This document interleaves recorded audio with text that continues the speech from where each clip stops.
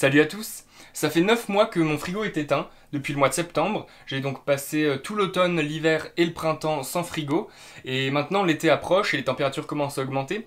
Du coup, vu que j'ai pas envie de rallumer le frigo, je m'apprête à aller creuser mon frigo dans le jardin. C'est parti! En transition douce vers la décroissance, de la remise en question à la mise en pratique. J'ai bien entendu choisi la face nord de la maison pour protéger le frigo du soleil.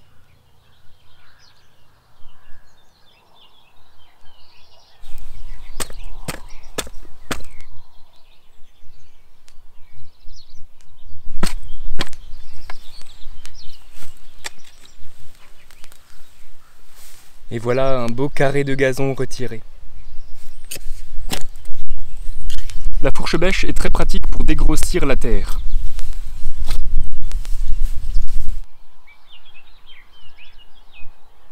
La bêche, quant à elle, est très pratique pour trancher la terre.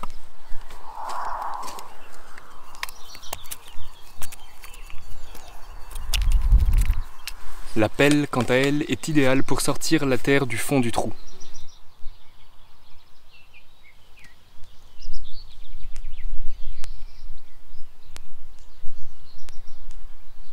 Mon sol est vivant. J'ai creusé entre 30 et 40 cm de profondeur et voilà déjà toute la terre que ça représente sur la brouette. J'ai une terre argileuse et ça c'est vraiment super pour conserver le frais.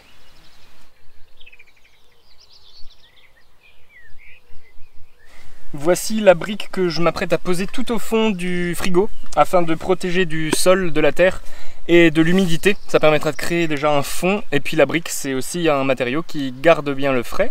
Donc là je vois que ça ne rentre pas, je vais devoir égaliser.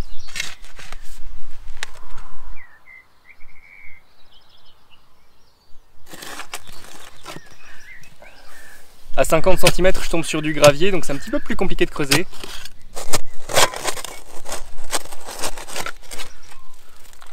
Ça me rappelle des souvenirs ça.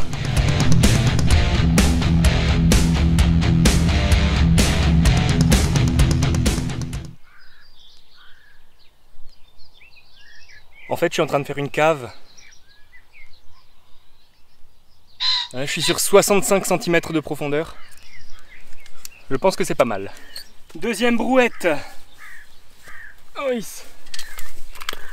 Allez. Hop. Tout autour, je compte mettre des tuiles pour protéger un peu de l'érosion.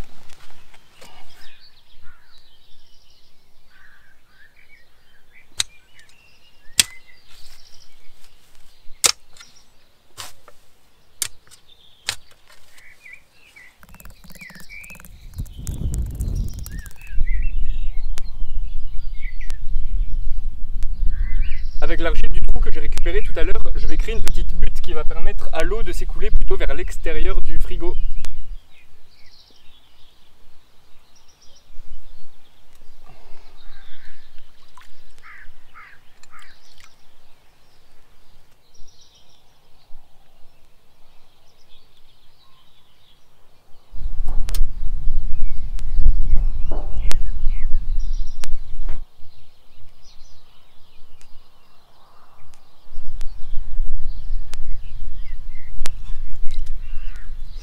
J'ai l'impression d'être un gamin qui fait un château de sable.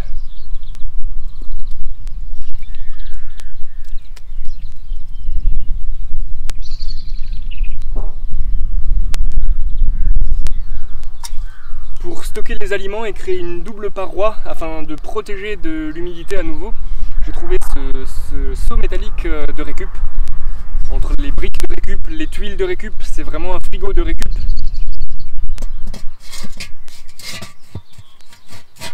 Et je n'ai plus qu'à trouver un couvercle pour protéger des insectes ou des animaux.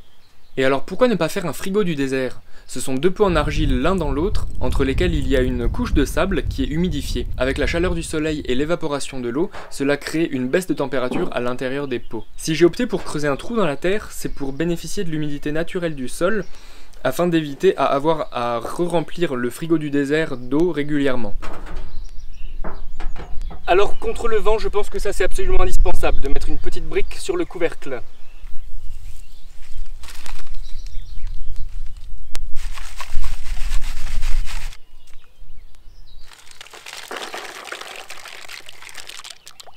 J'ai tamisé les graviers que j'ai récupérés du fond du trou tout à l'heure pour les mettre au fond du seau métallique afin d'éviter le contact avec le métal un peu rouillé.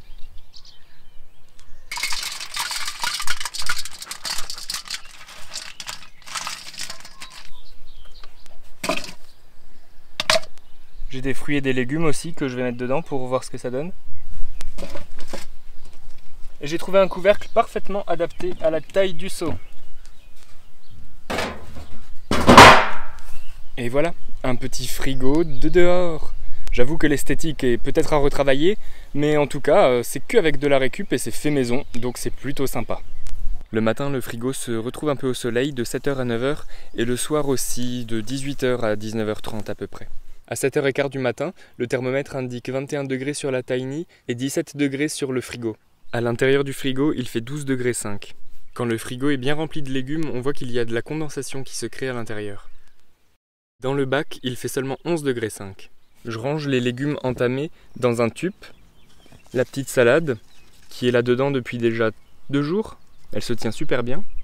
À 10h, le frigo ne va pas tarder à se retrouver à l'ombre. La température sur la Tiny est de 21 degrés. Sur le frigo, c'est 26 sur la plaque métallique. Et dans le frigo, il fait 15 degrés. Voilà, il est 16h et le soleil a bien tourné.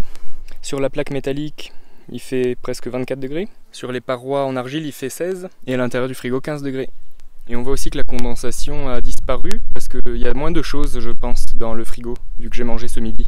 À 19h30, le petit frigo se retrouve à l'ombre du grand noyer.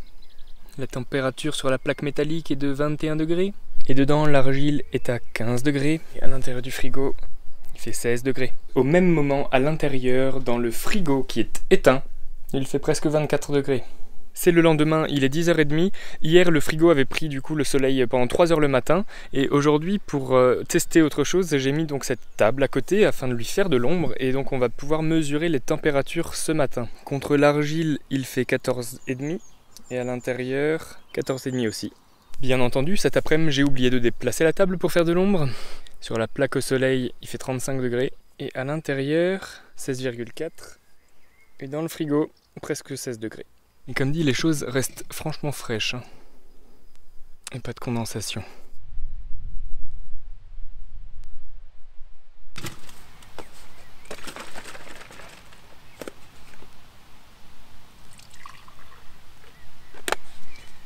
C'est pour ne pas avoir à y retourner 2 fois. Là, il pleut à donf.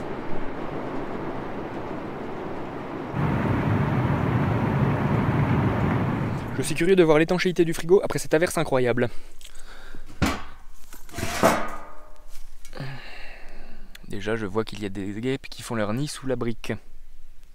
Ça ne va pas. Eh bien, ça a pris l'eau. Non. Il y a toujours une limace d'ailleurs qui me vient venir. Alors ça a pris l'eau sur le couvercle, mais il semble que l'intérieur soit intact. Tant mieux. Les parois sont humides. Et le petit escargot. Malgré un temps nuageux, les températures sont à 14 degrés et demi.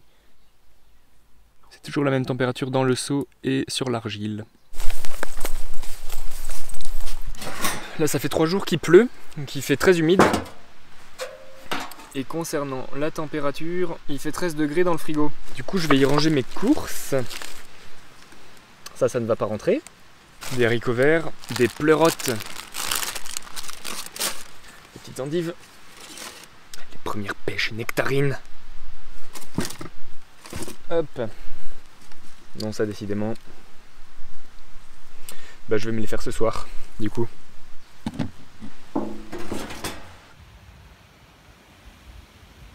Oh yes, le beau coucher de soleil.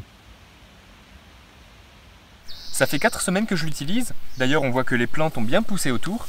Et je suis satisfait. Les légumes fragiles du type salade, endives, champignons tiennent très bien pendant 2 à 5 jours.